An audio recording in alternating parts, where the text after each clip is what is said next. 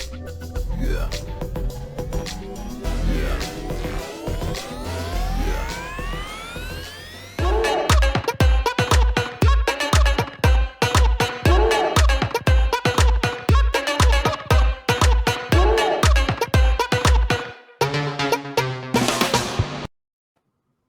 Hello, welcome to Stardom Review. I am your host, Andre C., and right next to me here is my favorite co-host in the world, Melball Collins. How you doing, Mel?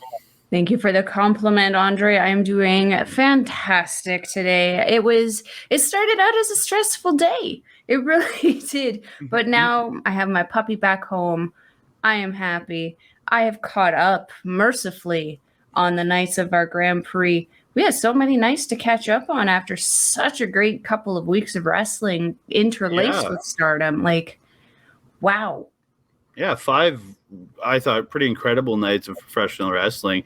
Mm-hmm. And I not disappointed by any night, to tell you the truth. He's like, every night had something I love for sure. Mm-hmm. Had a little something for everyone. Yeah, that's what we're going to talk about here. But before we get to the 5-Star Grand Prix, we got to talk about some news that just came out today as a recording. It would have been about a few days ago if you're watching this video. It is Kairi being announced for the New Japan Women's Championship tournament. Like, huge news, I think. This is the perfect person to be put into this tournament. Absolutely. And then she's going to be because you got the 4 members from 4 of the factions in Stardom facing off. Mm-hmm. On the other side of the bracket, you have Ava White and Alpha Female facing off at Royal Quest 2 on night 2 of that show. And the winner of that match is going to face Kairi. Mm-hmm. And that's super exciting. I'm very excited to see Kairi in the tournament because there's now a very high possibility we're getting Kairi versus, like, as much as I want to see an Alpha Female or Ava White maybe make it to the finals, my suspicion is that it'll probably be Kairi at the historic X-Over. Mm-hmm. Or historic crossover, that's what we want to say it. I think that's where the finals are taking place. And I have a feeling it's going to be Kairi versus somebody from the Stardom roster, obviously, in that match.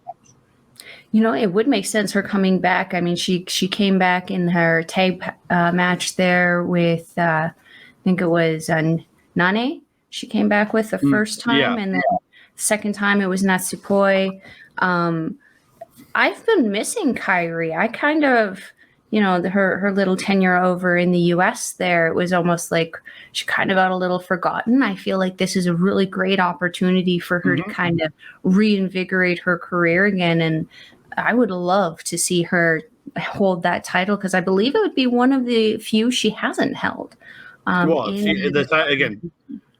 The title being brand new anyways, but to see her become the first champion, and I think it adds a bit of legitimacy for New Japan having an ex-WWE woman win the championship, I think is a huge plus for New Japan in that sense. And a huge pop for the WWE, especially with the transitional changes they're going through right now. Yeah, like as WWE can say, hey, and Kairi, who left on fairly good terms, like her she left for some injuries, went back to Japan, became an ambassador for them. Then her contract ran out. There was no ill will, didn't get released or anything. So they can say the person we promoted for years is now the champion in New Japan. That's a big plus for WWE too. Weirdly enough, 100%. But from that news, we are going to get back into the 5-Star Grand Prix where we are going to be talking nights 13, 14, 15, 16, and 17. And we are each going to be choosing a match from each night that we were going to point out what and why we love, like we did a couple episodes ago. Structure is nice and simple, gives you guys a pretty good overview. And usually our opinions are usually pretty wildly over the place. Yeah, all right. So for night 13, we're going to start with Mel's pick. So yeah, night 13 aired on September 11th, and my pick was Azumi versus her team captain Utami Hayashi Shida. This match for me was a really, really fun match because you had the high speed champion in Azumi versus that raw power of Hayashi Shida. And it was almost like Azumi took the entire match trying to outsmart and outmaneuver Hayashi Shida, but there's certain moments where it almost was a detriment to her, where Hayashi Shida would just turn around, catch her with a clothesline, and she was down. There was a DDT that Azumi managed to hit on Utami on the outside there fairly early in the match that was, I think, a bit of a more deciding factor for her. Utami did end up selling the injury from that quite a bit, and I think it helped Azumi set up for the end of the match. Utami did this thing. You're better with the names of the moves than I am with your years of commentary. Depends on the move. It almost reminded me of Sheamus's White Noise, where she's got him up there and she's kind of does that side what, slit down? Is that what that is? Oh, only she crosses I the leg. I don't have it written down here, but it's one of actually I think I have, but it's she has her kind of power slam position, then spins her into the sidewalk slam. I actually very much like that move. It's the first time I saw it was Utami doing it, and I was like, wow, that's very different. There was also an incredible sequence. There was too many things to really talk about the entire sequence. All it really was this just Azumi going for something, Utami reversing it, Utami going for something, Azumi reversing it. And like I said, Utami's power constantly in those scenarios was just usually too much for Azumi. When you see them in the ring, I mean, there's a huge difference. It's not even just a little bit. Utami stands almost a head and a half above Azumi when they're standing across from each other. There was one point where Azumi was going for a super kick against Utami, and Utami actually used her momentum to feed her and set her up into the power bomb. That was right towards the end too, I think. At that point, I have that noted. I have that note as one of my last comments in that match. And she goes for the kick and then just hooks her and just lifts her and bang! I find the flow of what they did there with the catching the kick into the powerbomb very impressive. I thought two things in that moment, that it was almost an act of desperation for Utami to just lay out Azumi and just shoot off a move as quickly as possible before Azumi could pick up something else. But also I thought it was over at that point. I hadn't really seen her kind of pull something like that out, and I was like, hey, it's the Grand Prix, why not? But Azumi pulling a surprise, pinning her captain, and what a sweet little exchange afterwards, where Utami's just smiling and laughing, knowing that she, helped her team member maintain that height and level in the tournament. I like the little back and forth that they did after the match. But like the finish, like I was expecting Utami to win this because being the captain and being the veteran of it. But like she gets her, like she had her up in the torture rack, and Azumi getting out of it and hitting a Canadian Destroyer and then a roll up and winning it. Like I was really like, whoa, where did this come from? I really did not see that ending coming. Me neither. Yeah. So from here, we are going to go on to my pick from night 13, and that is Saya Kamitani taking on Suzu Suzuki. Like Suzu Suzuki, she actually missed the first couple matches on the opening weekend of this tournament, and I was just like, I was really, she was going to work for a bunch of cards, and I was really wondering who this lady was. And when she came out, I've been impressed with her in almost every match she has been in. Just some of the stuff between both, and Saya Kamitani, like being the Wonder of Stardom champion, you got two top end people wrestling this match, and like I take an exorbitant amount of notes, like especially that night 13. I had just a stupid amount of notes. Some of this stuff, and then Saya went for a springboard. It kind of gets messed up by Caesar, and she cutters her onto the apron. Like Dude, over the all these nights, the crazy apron spots from some of these matches are just insane. Yeah, and then Suzuki goes to German Saya off the apron, but it's reversed, and then Saya ends up hurricanranaing Suzuki off the apron. It was just like it's some of the crazy things they do is just nuts. But then they got back up on the apron, and then Suzuki jumps up and hits grabs her, release Germans her, and with Saya pretty much landing on her head on the floor. Like that was a sequence within about a minute of each other, like within a minute, and it's just like, oh my god! I literally wrote WTF on my paper. But yeah, Saya going for her, gets the Fisherman Driver, but misses the Firebird Splash, and then Suzuki hits her what she calls the tequila shot, where it's essentially puts her behind her back and like flips her like sort of like Kofi Kingston's SOS, but but the girl's behind her and she spins with it. It's like a cartwheel with an SOS behind her back. I actually very much like that move. I didn't figure out what it was called until like 2 or 3 nights later when she won with it, and it was a tequila shot. But then in the end, Suzuki hits a German suplex, rolls through, hits a second German with a bridge, and gets the pin.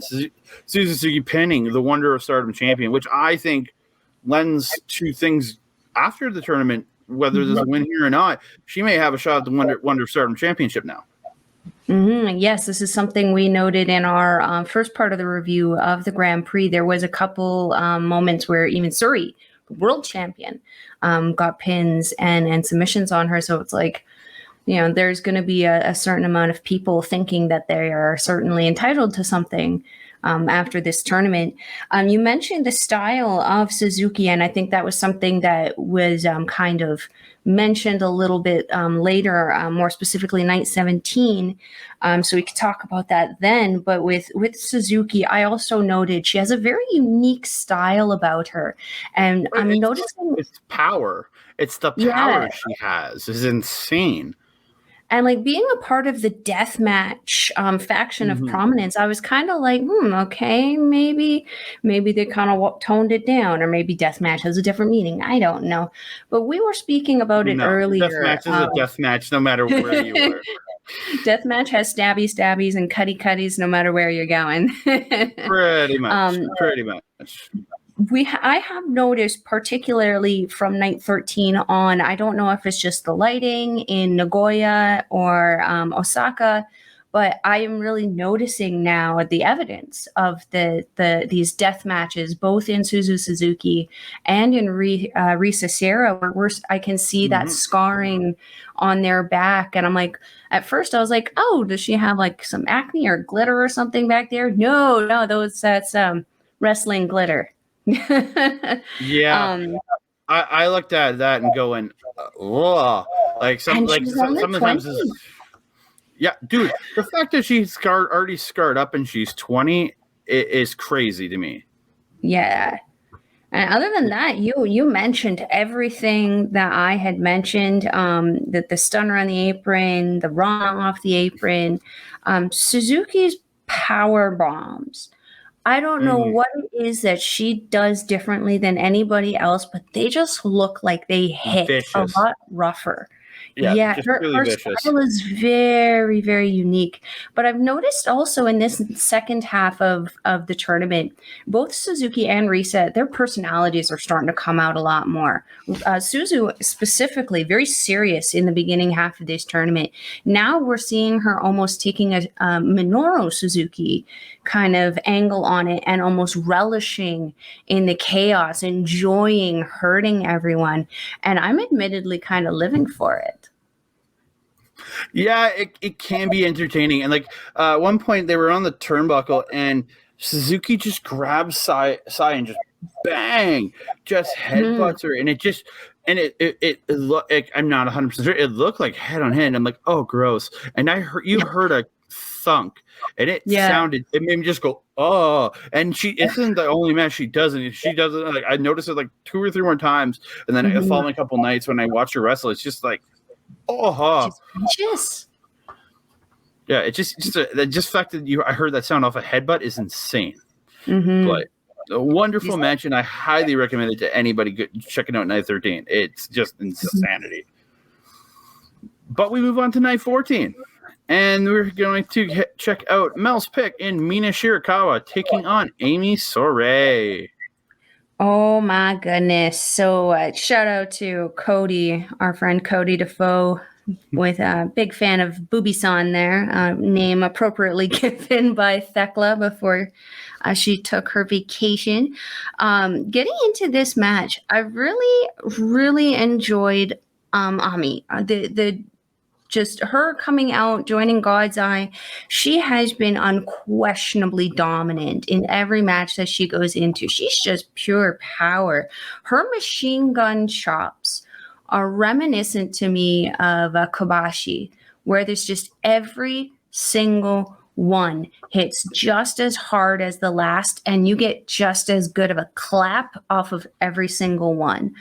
Oh yeah, very much. Mina, however, very, very smart, targeting the leg of the powerhouse of Ami to get her down, to kind of take that away from her. We've seen Mina become very technical in this Grand Prix.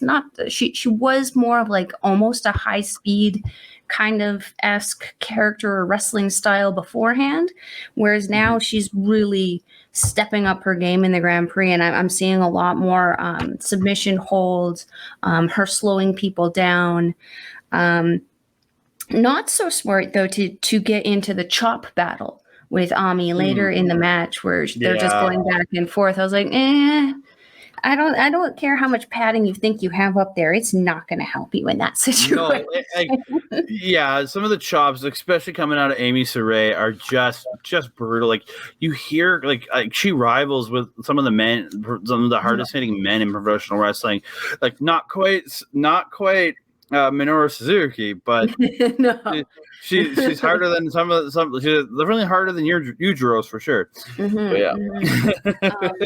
Mina's actually Mina. I was going to say her spinning backhand chop there, also very reminiscent of another great striker, Kenta. And like Kenta's, Mina's always hits on target. She always knows where that hand is going, and she always makes sure that it hits where it needs to go. I was honestly very surprised with the end of this match. I did think that Ami had this, but Mina managed to submit her in this. I refer to you for the name of the moves, but I think it was like a figure four. Yeah, it was a figure four. Like if anybody knows Charlotte Flair's figure eight, where she does the complete bridge and she like arcs, like it was like a half bridge where like Mina's holding her hands still, like she's still down, like her forearms are still on the mat, but she's kicking her abdomen area up, so she's bending on the legs.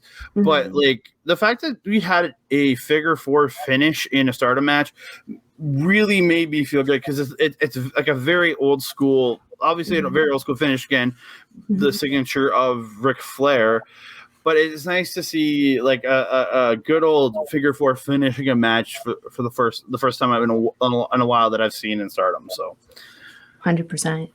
Yeah. And then, so from here, we're going to go to my pick for Night 14, and that is Hazuki versus one of my favorites, Saida. Both of these two, I'm a huge fan of. Hazuki just, like, after losing the tag titles, has kind of gone on a downward trajectory in the tournament. She has been losing, and which is quite surprising, because she had such a, like, I think she had like went like 7-0 or something like that, and like the first 8 matches she like won 7 of her matches, like her first 8 matches, and maybe she had 1 loss in there, but or like it wasn't 7 in a row, but it was quite a run, but she hasn't picked up a win since her 7th win. And we were talking about her on the last time we did a review for the 5-star, that she was potentially being the winner of this, because she was so out in front. She had 2 people close, but so many more people have caught up to her, and it's just like, I could see Hazuki not winning this tournament unless you want to give her the push right at the end to win the last couple of matches and take it. I could see her not getting this now. And then this match with Saida at the start, like Hazuki doing everything to match power with Saida, who's like, as I've called her multiple times, a little muscle girl, like, and she's just, it's just very much fun to watch people stand up to her power when they're the same, like they have relatively the same size. When you see somebody very tall like Lady C or somebody fighting with Saida, you expect Saida to actually be lower, not have the power advantage. But in this one, the fact that Hazuki's standing up to the power, which he's watching her, I see her more as more of a quick strike individual from what I've watched of her over these last couple months.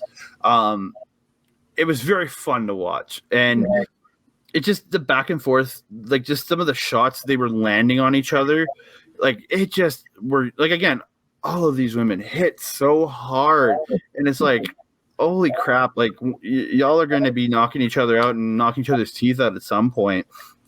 But just some of the great stuff, like gets the scoop slam, goes up, but Saya stops her and hits a T-bone suplex off the top. Just a beautiful, it looked like a T-bone suplex anyways, and then gets a huge spine buster, then a arm trap Northern Lights, and then gets a 2 count. Like just the motions they go through and the continuous what they go through, it's just crazy. Has ends up reversing a brainbuster into a DDT, followed by 2 just sick looking bicycle kicks to the face. Just but in the end, Hazuki gets a scoop slam, and then she goes for a brainbuster, but Saya reverses her into the roll up. Hazuki gets out, but then Saya gets right on top with another roll up. She calls that Itabashi and gets the win, which I'm very happy by this because I'm a big fan of Saida. I just didn't see Hazuki losing to Saida. I really didn't think that was going to be the outcome in this. I agree. Hazuki is certainly more the ring veteran. I think above Saida, just because I've seen her a lot more, specifically in Stardom. This match, I was also equally impressed with the power of both of these women. Some of the stuff that I had noted was also the slam that you had mentioned, and also there was a power slam that Ida did on Hazuki off of the second rope there. Oh yeah, I have that here. Yes, but another slam off of the ropes. Again, another power for power kind of thing going on there. I also had it noted that I really liked how Hazuki near one part of the beginning of the match, how she transitioned into a crossface. I'm not entirely sure where went from that. Yeah, because all I said was crossface. Because it was a half Nelson and then a running senton that she gets a headlock and then transitions over into a crossface. It's just like pure like wrestling transfer, like just like pure transfers on the ground that look just perfect. Oh, because I just had that very loosely noted there. I'm like, what did I mean there? Also got a spine buster. Ida did a spine buster on Hazuki. It looked really, really, really rough. But yeah, like you, I wasn't expecting Ida to pick up the win here. Although, again, I'm equally happily surprised about that. I'm very happily surprised by it, but I just didn't expect it because, especially with the run Haz was having, I just looked at this. I thought, just personally, and no hate on Saida, but I thought this was the rehab match for Hazuki. This was the match to get Hazuki back on track to winning this tournament. And again, another loss puts her in a very tight position in her block now with only like after we get through these, after 17 shows, I think there's only 3 left to go. I think you're right. Yeah, it's only up to night 20 and then the finals. So there's not a lot of room left for Hazuki. She needs to win. She really does. 100%. But from here, we are going to move on to night 15, and you're going to get the Mel's pick of Suri versus Saki. Suri and Saki. I have been struggling. I don't know if you have been able to find it, but I did find the one. She's a Wave champion, tag champion, but I cannot figure out what that really cool classic looking title that Saki has, but she has apparently become the new belt collector in Stardom, coming out drenched in gold against Suri. Yeah, I recognize the Wave championship. That's mainly because I know over in AEW, why am I blanking on her name? But she's working over in AEW, former AEW champion. She's a current, Hikaru Shida. Why did I miss that? I hate myself for that right now. But Hikaru Shida is the current Wave champion. That's the reason why I recognize the Wave belt. But okay. Where yeah, I recognize the Wave title on it, but like I said, that classic one that looks pretty fancy. That's like that red and gold one she had like across the chest. Yeah, I honestly have lion head. That's just cute. I couldn't figure it out. I couldn't figure out where that title's from. I spent a lot of time looking for it too. I can't seem to find it. We'll figure it out and let you guys know. At some point, someday we'll figure it out, just like we figured out the captain's rules and rules. Yeah, exactly. So there is a move that Saki does. We've seen her do it quite a bit. I don't actually know the move from it. The thing that pops into my head is Mexican surfboard, but I just instinctively call it the dingle dangle. I want to say it was like it's a version of like a Billy Goat's curse. I remember Finley used to do a move where he'd flip and hold like a Boston Crab, but he'd be standing looking the other way. And it's essentially then you can grab the hands and lift them up and swing them. But the Boston Crab version is a Billy Goat's curse. So I think it's essentially a pick up and lift version of Billy Goat's curse. She does every match. I still don't know, I don't know the technical name for this move. Yeah, like I said, I just call it the dingle dangle. It's easy to just shout out there. I really like how she does it because there's some people who do it who aren't quite strong enough to do it. So the person's face will be like dragging on the mat and everything. I did notice that Suri's face touched the mat, but this was not the case. She was swinging pretty freely there. And when she drops them, they just go smack right on their face. Yeah. No hands up in that one. You are just dropping to your face. No protection at all. Yeah. And we've mentioned it before. We have to mention again the World of Stardom champion, Suri. She's got some nasty kicks. Nasty nooking kicks. They're brutal. She could break down a tree probably with those kicks, and I wouldn't. Well, she's probably been training. She's probably been training in British Columbia with El Phantasmo kicking trees. Illegal tree chopping in BC, man, I tell you. The other thing I had kind of noted here was it was a very tremendously good back and forth between these two women, where every move was met with something else from the opponent. Every strike was met with some other strike from the opponent. I felt that both of them being fighting champions, maybe not from the same company, but both being fighting champions, a lot was on the line for them to prove themselves. And I felt that in this match, they did very, very well. Suri, though, ending it with that mid kick to bring Saki down to her knees, the mid kick to the head to get her down, and then following it up with I hope I'm pronouncing it right, the Ruyin to pick up that win over Saki. I felt that this was a tremendous match. Andre, what'd you think? Yeah, that finish was just a huge roundhouse kick to the head. Then when she's on her knees, a buzzsaw kick, if you're going to go by Tajiri's old standards, and then picks her up. The Ryuin, otherwise known as an Emerald Flosion, move well used by Kazuchika Okada. And she getting the win off that was just like just the back and forth of the match in this match with these ladies was just insanity. There was a fight off the top and then a huge superplex by Saki, and then gets 3 big boots in a row, and then Suri just reverses into a German, but then Saki just stands up, hits another boot, and then just another one in the back of the head, and then just falls over, and they're both just like laid out on the mat, like just. The back and forth and just the toughness of both these ladies in this match was just bar none amazing. I agree. Obviously, it was my pick. Yeah. So, you got anything else? No, I'm good on that one. Let's get on to your pick because I got stuff to say about that one too. Okay, for my pick of the night, it's Mirai versus Mina Shirakawa. Now, if anybody knows me, one of my top 3 favorite wrestlers in the world is Zack Sabre Jr. He's one of my top 3 favorite wrestlers.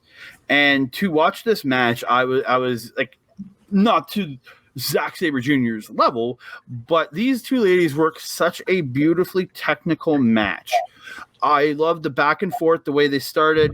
Mina just sat in the middle, and Mirai got on top, and they just wrestled around. And then once Mirai got the arm bar and got to the ropes, then Mirai just sat in the middle of the ring, and Mina did the same thing and ended up with a knee bar. I thought just wonderful transitions between both these women. It was a very mat-based match. They're both sitting on the mat at one point, and they're just Mina's just kicking Mirai in the face. Mirai's just throwing huge bombs into her face. It's the workover. Like, Mina just focused so much on the knee, while Mirai focused so much on the arm. Like, those are their two targets for their submissions. And like, obviously, like we said, with night 14 with Mina Shirakawa, her figure four is her specialty for her submission finisher. So, but just all the different, like the dragon screw leg whips from both ladies in this, but just so many times these girls had holds on for so long. Zack Sabre Jr. said it best: if you can't get the tap out in 6 seconds, move on, change position, go for a better hold. But just in the end, Mirai caught a spinning back fist from Mina Shirakawa, turned it into she gets her on the ground with a Kimura, and then puts her leg over the head, and then ends up turning it around and then pulls like one of the arms like just straight backwards as she looks the other arm. It's like almost like a backwards arm bar, but twisting the arm at the same time, and got the tap out. I just looked at that on live. I didn't even catch the name of what that finisher was supposed to be called. Mira Mare. There you go, Mira Mare. But like, because I was just kind of marveling in the technical ability of that finish. Like, I've never even seen Zack Sabre Jr. pull a Kimura like that. So like, I am very impressed by both these ladies for just the technical match that they had on it. And it entranced me just to watch these two just have a more pure end wrestling match. Mm-hmm. And that's it, almost pretty much verbatim. My first note is that this was a straight up wrestling match. I felt that Mirai was maybe not expecting that out of Mina. I felt like there was a distinct part in the beginning and the middle there where she struggled a little bit to kind of almost regain her footing. But then again, as you said, once they started kind of feeding back and forth, it was only a matter of time before Mirai was gonna, kind of come up on top of that. There are just so many chances for both of them because, like I said, Mina got a hold. She's got a figure four in at one point and held it for a long time. And I really thinking, okay, is Mirai going to tap at this? But she like finally get into the ropes, and just there were so many spots with the submissions that I really bid on, thinking these women could end this right here. But like Mirai just showing that like power dominance too by like hooking her the way they did it and then twisting the arm in the sense that she twisted it at the end. Like it was like extended, but it was like twisted around. Oh, like just snap back into place. pretty much, yeah. And that was pretty much the one that kind of I think that was the middle of the show, wasn't that? Yeah, that was right in the center. Then like, don't get me wrong, your pick of Suri and Saki was just a phenomenal contest, but this one like stole my heart in that I love both these women in the like as their characters, but like just the fact they stole my heart in this beautiful technical match. I was just 100% behind that match. Like there's no choice. Like if you would have come to me saying, "Hey, I want to choose this one," I would have been like, "Nope, this is mine." I would have fought you for that one. And what's great is that when you look at the combination of matches that happen on all of these nights, you're gonna find kind of something in everything that you want to see. I mean, there's a straight up great technical wrestling match in your pick with Mirai and Mina Shirakawa. There was a straight up kind of almost North American style, move for move, strike for strike with Suri and Saki. And there was also a whole bunch of other stuff that we can't get into because we don't have the time. That would be the whole variety of all of that other stuff in between that's missing. So yeah, it's this. I don't I don't fault you on that one. That was a good match. No, it's that technical style of wrestling just entranced me. So, but from here, we're going to move on to night 16, and we're going to Mel's pick of Tam Nakano taking on Risa Sera. Oh yes, and as I mentioned earlier with Suzu Suzuki and Risa Sera, I at the first half of the tournament, I really wasn't sure, particularly about Risa Sera and kind of where she was, who she was. The look of her certainly doesn't always doesn't reflect the person that she portrays in the ring. Mm-hmm. But I think that the last couple shows that we're starting to see the connection there. This match against Nakano, she also had a match, I think it's later on, against, she already had it against Mai Sakurai. That one was really good. Yeah, she's coming out of her shell a little bit more. I think she's getting more comfortable performing in the Stardom show and with the Stardom women. Yeah. But then you have Tam Nakano, and she is just an absolute veteran in that business, the leader of the Cosmic Angels. Start off this match a little bit in. There was a cutter by Tam on Risa on the outside that looked absolutely nasty. I believe it actually went from the ring apron to the complete outside. Yeah, there. I'm just looking for that right now. I remember that spot. Risa ate all of that. Yeah, just some of that. And then, dude, I think she Cesaro spun her right into the chairs. She did, yeah. Risa Sera did. Oh my God. And she did it a couple nights before. And I was just cringing because I was watching. I think it was Amy Sakura. And I was she just missed the chairs. Missed them. Fraction of an inch. Like, oh my. Oh, I was scared for these girls, man. I mean, does that speak to the control of Risa Sera or just the plain out luck that she has going into that? I think it speaks to the recklessness of what not saying this girl's reckless, but the reckless abandon that she has because she wrestles in death matches and things like that. I think that's the recklessness that she's just willing to pick somebody and start spinning them in the middle of nowhere. Like that's. She does have a faster spin than Cesaro, I think. Yeah, but Cesaro's he can maintain for far longer. But that's true to that point. But it was just he goes for time, not speed. But just you look at that, and you go think about what her head is like, going and regularly doing death matches. What's she gonna do to a girl in a woman in a regular match? That being said, Tam Nakano is no pushover. We have seen her in matches that are pushing the, I wouldn't say hardcore kind of thing, but we've seen her in cage matches, and those are pretty vicious. I noticed after, I don't know what it was that quite happened, but I did notice that Tam kind of hurt her back somewhere in the outside exchange there. So when they did get back into the ring, she did try to pull off another cutter on Risa. However, she was too hurt to actually follow through. So Risa was able to reverse it and actually fed her into a side body slam. I felt that the whole kind of transition there was really good. Another one of those imperfectly perfect things where it just kind of flowed very easily. And it just made sense, again, because Nakano was already injured. Because she hit the cutter. She went for the cutter, and then Risa ended up picking her up and hitting her with an air raid crash. Oh, okay. Shades of Kazuchika Okada right there. Rainmaker.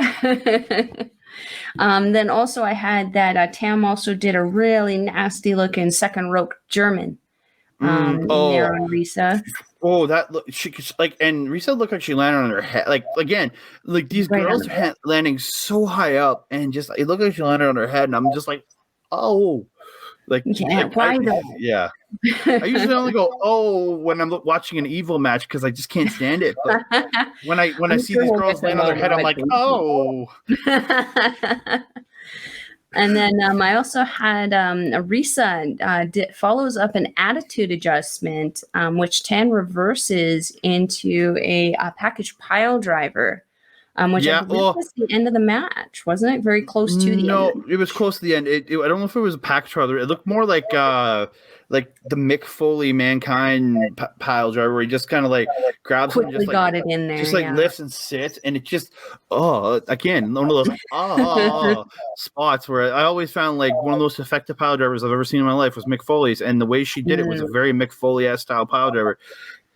But it was just the combination between the hardcore and death match there, right? She was inspired. No, but the fact that Tom did that to a death match girl, it's just like, wow, okay, I'm impressed. I'm very much impressed. And Tam picking up that win over Risa, but it wasn't an easy fight. Both of these women came out pretty banged up after this one, and I think we even saw Tam on the next night really showing the signs of this battle. Yeah, I noticed that she seemed a little bit slower the following night, or it was literally the following night, and you could see her like wincing early on in her match in night 17. So it's just some of the crazy stuff they're doing. But like Risa going for that area crash at the end, and Tam reversing and just reversing it into like a leg clutch roll up to get the win. It was just an impressive like out of nowhere victory, which was I very much enjoy seeing those every now and again.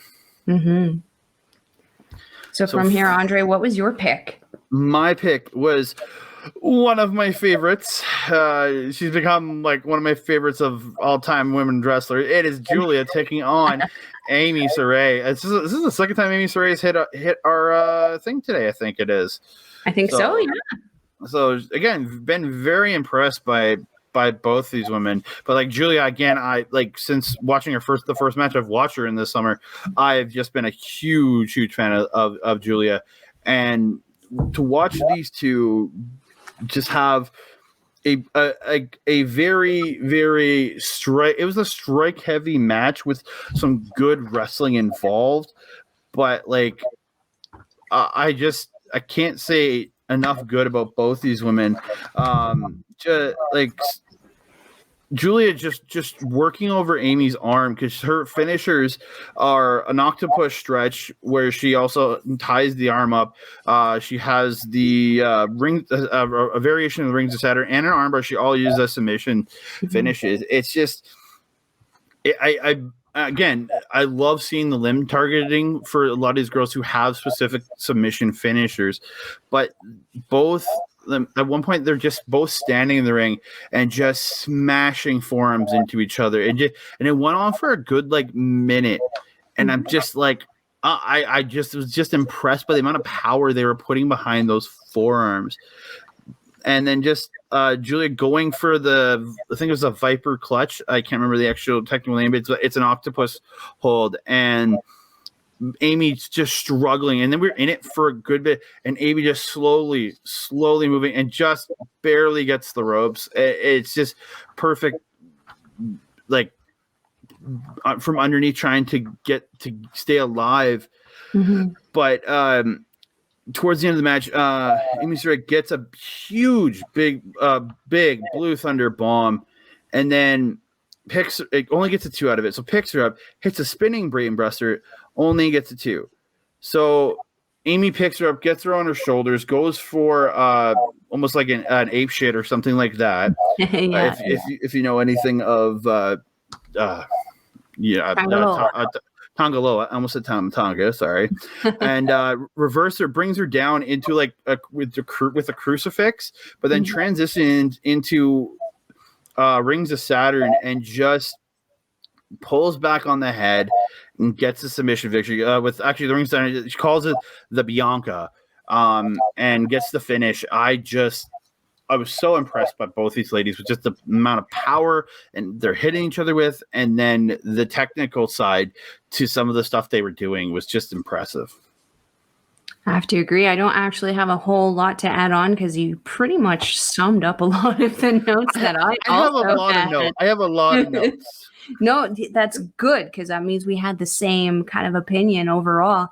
I did just note that Ami did her absolute best to outmuscle Julia, and I felt that this was a battle for almost. I don't want to say dominance, but I do want to say it was a battle for her to be like, I can kind of like for Ami to stand in the ring against Julia and be able to handle herself. I think she more than proved it in this match. Oh, for sure. For sure. Mm-hmm. Just to stand up, because like Julia, with how she's a leader of Donna Del Mondo, she's become again, only been in the business, as far as I can tell, for about 4 or 5 years now. But she's become one of the top end people, and for Amy to really stand toe to toe with her was huge. 100%. But so I'm gonna actually go to my pick for night 17 first, because the match you picked for night 17 is the main event. So I want to go to I'm gonna go mine first. Sure. And it is Koguma taking on Risa Sera. Like I look at Koguma in a very weird sense. When we watched her on the Stardom show, she was so brutal, so vicious, so like just beat your facing kind of person.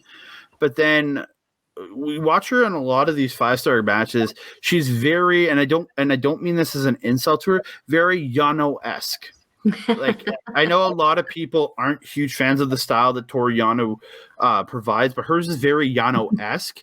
But she is a very, like, again, like Yano, a very good in-ring wrestler. But I find she knows better when to turn on the side where she needs to get serious and buckle down in a match, more than what Toru Yano does, because he does his goofy crap the entire match, where she does. Because a perfect example is at the start of this match, she was doing wants a handshake. Risa Sera wouldn't shake her hand. She kept doing the Koguma. I don't know what this is for, she's but bear. Okay, the Koguma bear symbol. And Risa Sera would not take her seriously, and she just kept kicking her in the face, beating on her, and making fun of it. And Koguma would keep trying to do the symbol at it, and then Risa Sera would kick her and beat on her again. And like, it was a very like, Risa Sera is going to dominate Koguma in the style that they did. But and then they end up on the outside.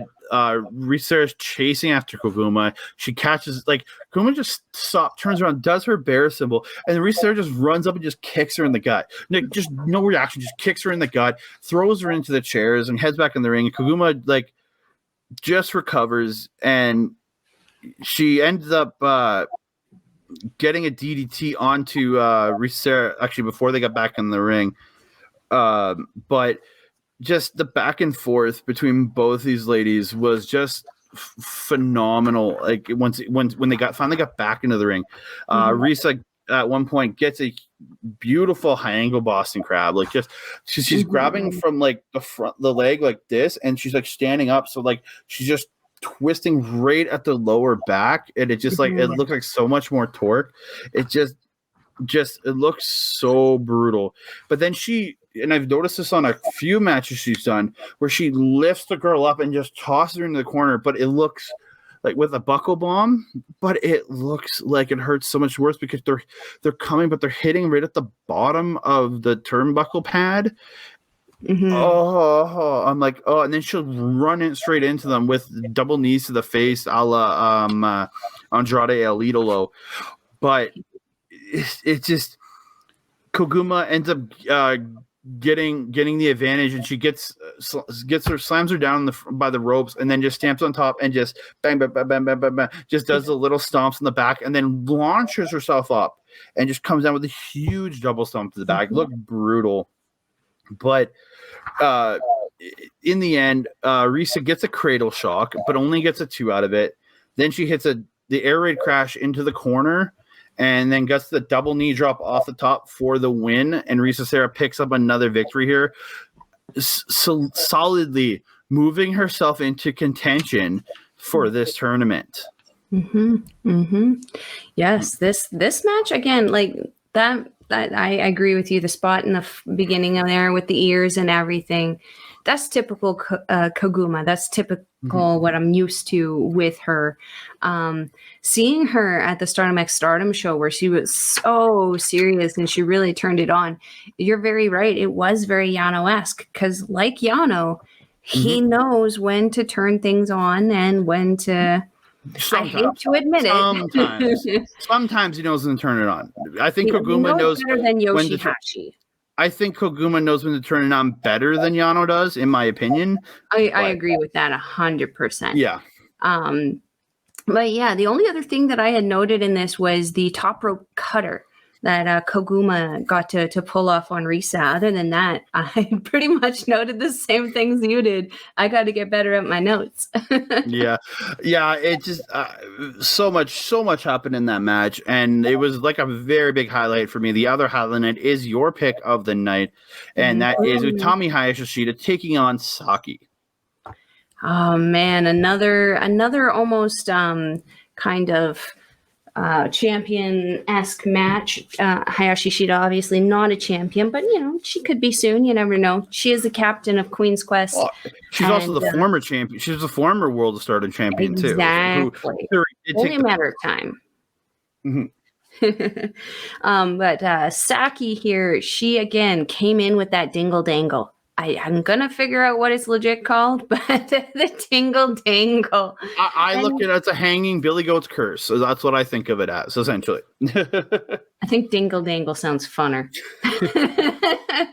But again, as I had mentioned before, she is so good with her pull off of this. Again, Hayashi Shida, she was gliding, she was sliding, she wasn't hitting her face on the ground until Saki wanted her to. But this match was another match of power for both Utami and Saki.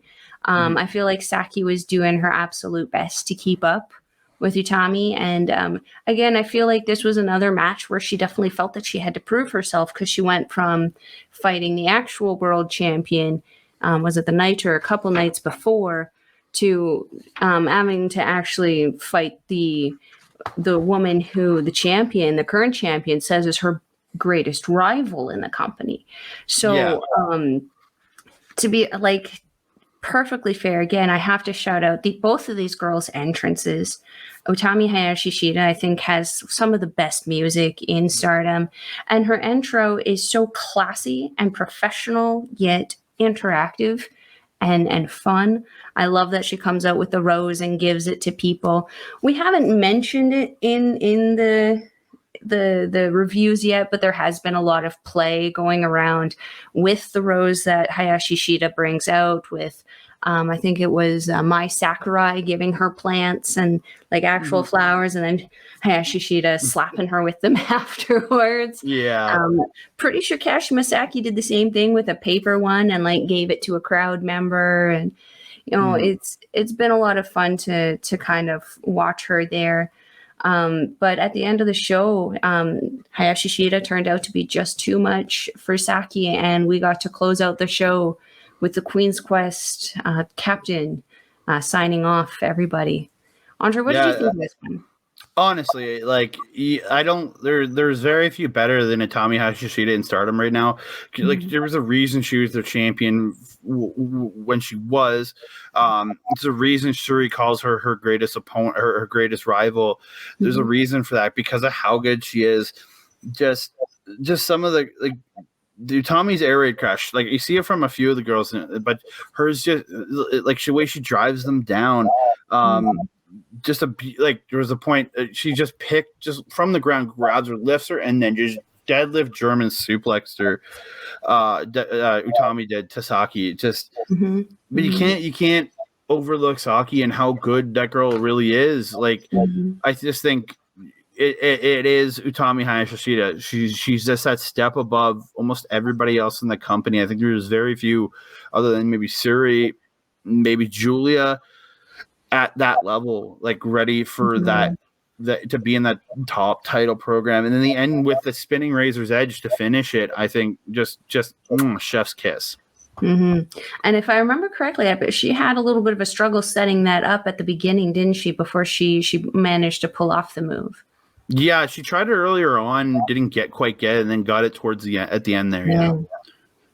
What a great night for Stardom. Oh, so very, very good.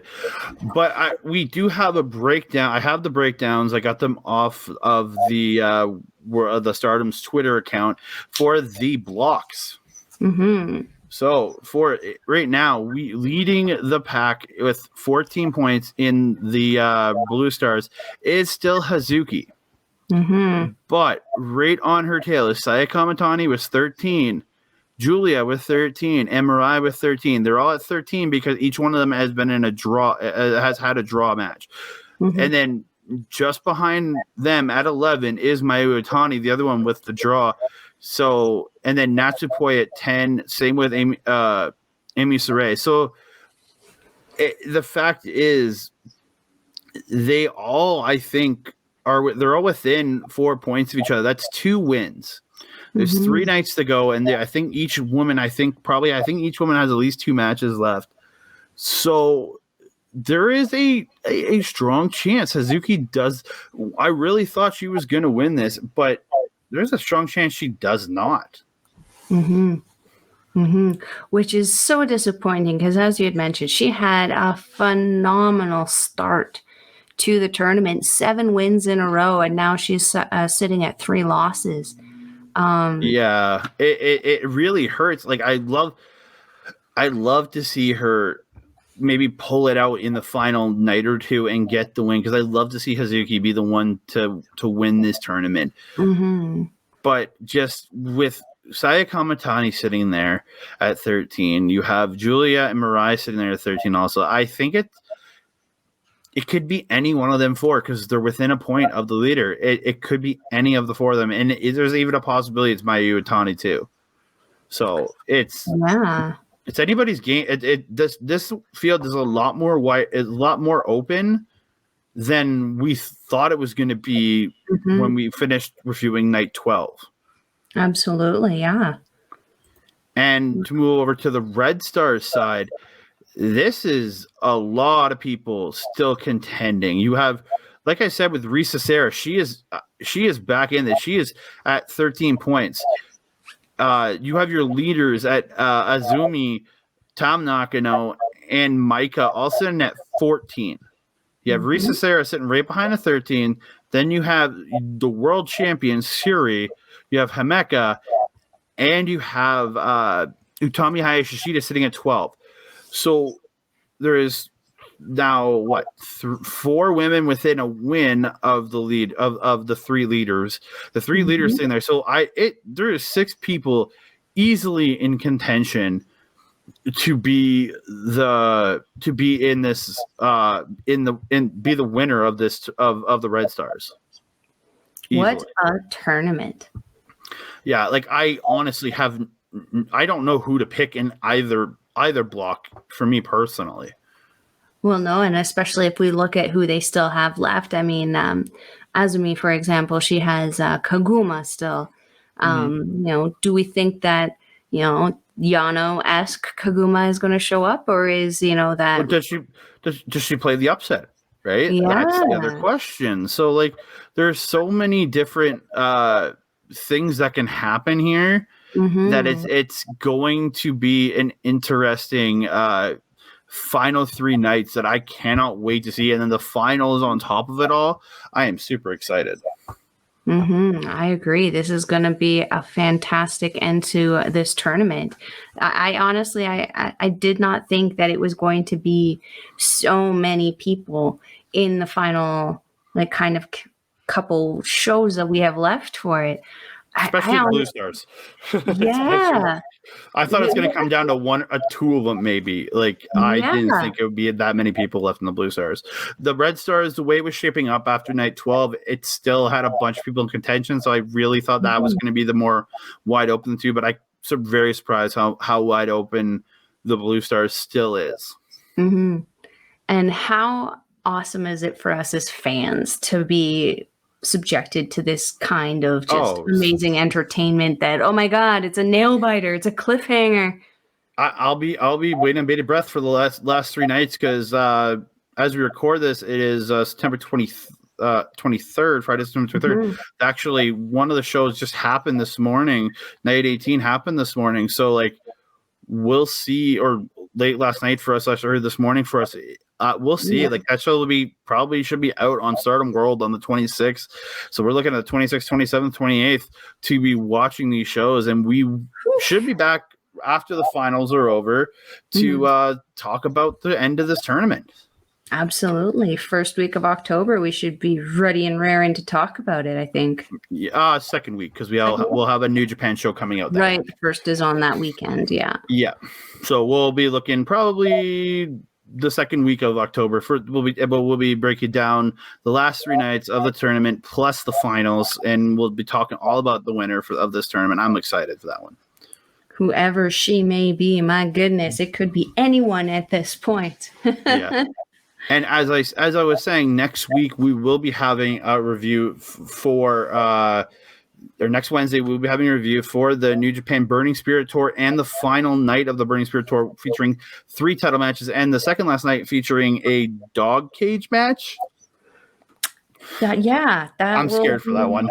You know what? I mean, when they start bringing out dog cages, the first thing I think about is the most recent tour where they locked Minoru Suzuki in a dog kennel with 2 or 3. Was it all 3? I can't remember. All of the young lions, the poor children. Why would you do that? that's not a good place to be, being a young lion, being in a cage. No, not at all. That's his favorite thing. That's just, yeah.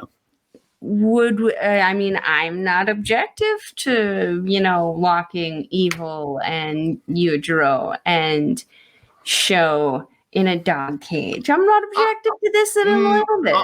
I'm fine. Just lock Evil, Yujiro, and Dick Togo in a dog cage and send Sho off to do new things so he doesn't have to deal with House of Torture anymore.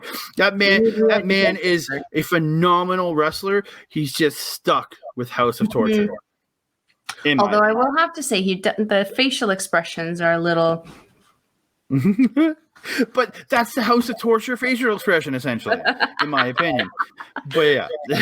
Absolute shock. And that being said, I think this brings us to the end of our Stardom review. If you're interested in watching Stardom yourself, we will leave a link to the website down below. It's going to be stardom-world.com, I believe.